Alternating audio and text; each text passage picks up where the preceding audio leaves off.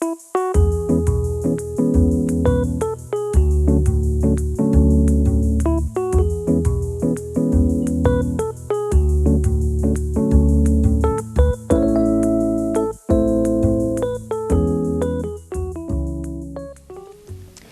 howdy, I'm John Mark Dempsey, and we are having, once again, a second cup of coffee conversation with Dr. Deana Steeber, who is the superintendent of the Sulphur Springs ISD, of course. I enjoy following your Facebook page, and I've noticed lately that you have a new thing called Wildcat of the Week. We do. That features yourself with a particular student. Yes, we just wanted to kind of come up with a way to acknowledge, just some of our incredible students and the way they represent Sulphur Springs ISD and the things they contribute to making us successful. What's the criteria for that? Really, it's just been on nominations. Yeah. So we've just had campus principals nominate students for a variety of reasons. Yeah. Well, those are great pictures, and I can imagine that'd be a great thing for a child to have as a keepsake, or maybe the parents. Right. And 20 years later, you look back at that, and it'd be a wonderful thing. Several things I wanted to, we'll see how much time we have, but some things I've been wanting to talk with you about kind of on a statewide level. And we've kind of briefly touched on cell phones here a time or two, but I saw here recently where Mike Morath, who is the TEA commissioner, came out recently and said, I would just like to see a statewide ban on cell phones in the classroom.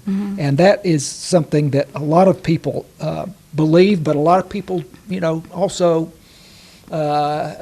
resist that. Right. So what is the Sulphur Springs ISD policy on cell phones in school? So, we have restrictions. We do not ban cell phones, but we have, certain times of the day, depending on the age level, where it's okay for them to use their cell phone, and certain times of the day when it's not okay for them to use their cell phones. What about when class begins, class starts? Right, so they would not be allowed to have their cell phones out during class. They can still have them in their possession? Yes. But if they get out and they're doing the cell thing in the middle of class, then what the teacher says, put your cell phone away, please. And that's right. Yes, he or she could ask them to put their cell phone away. They could take it up. They have a variety of, different options. And so I presume that you haven't had any trouble with that. The students have complied when they've asked. Well, varies.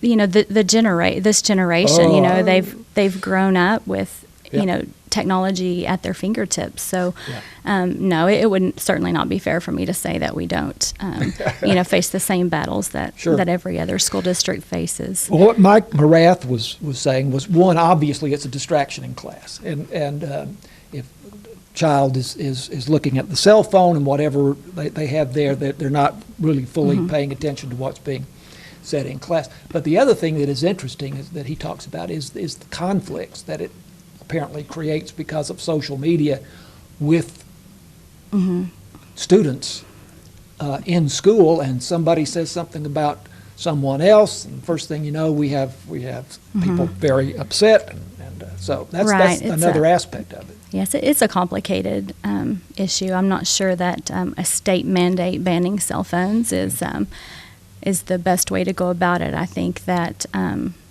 communities elect a local school board to make decisions just like this, and I think our local communities and our school districts are more than capable of making their own decisions about what's best for their school district and their community. I really think the legislature, the focus in this session needs to be about school funding and not cell phones. But it's the problem. I don't think is the cell phone. It's not the device. It's social media, like you said. But when a cell phone is not the only way I can access social media, right? So, are we banning cell phones? Are we banning smartwatches? Are we, what all are right? What cell phone? The cell phone in and of itself is not necessarily the problem. It's just an avenue to get to what is causing us the problem, which absolutely is social media. Well, and of course you've had some issues with that recently with threats and so forth, and you haven't had any further in the last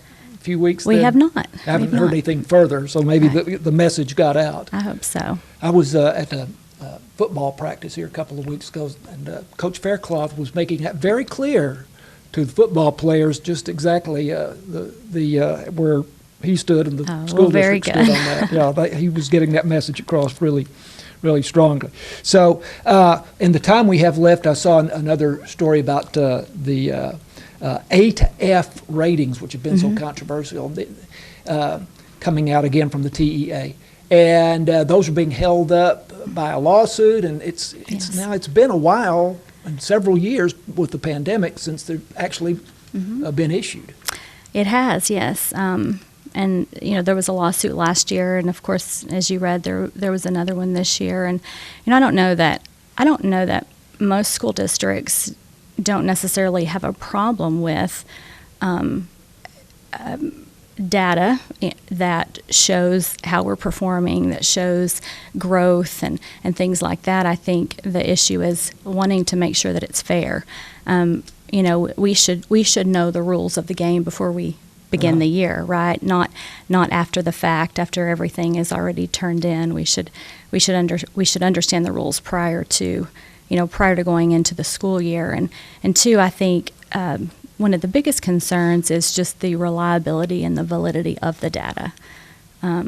That number one, and then number two, the state moving to a computer software program to grade essentially AI, artificial intelligence, to grade some of these writing prompts. And Okay, I see. I was Right. wondering about that. So it's the writing that is computer graded. That's the concern. well, that is one of Yeah. one of the concerns, just the the accuracy of that, and it may very well be accurate, but we don't know because it is so new. Yeah. So it's not a matter of grading multiple choice answers, but it's Right. the things where a kid has written an essay. And Correct. so forth. But apparently it's going to be a while anyway before we see those It again. sounds like it. Yeah, Yes. yeah. So I think Sulphur Springs probably would do quite well. Don't you? I think so. I think so. I mean, based on everything else. Good. Yes. Dr. Steeber, thanks for having a second cup of coffee with us. Absolutely. Thank you for having me. Dr. Deana Steeber, and I'm John Mark Dempsey, and this is KSST.